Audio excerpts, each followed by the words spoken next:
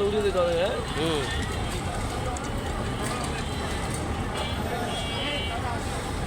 দেখেন এক ভাই বাজার করতে আইছে, কবুতর সঙ্গে করে নিয়ে আসছে। দেখেন একটা কবুতর সঙ্গে করে বাজারে আসছে বাজার করতে।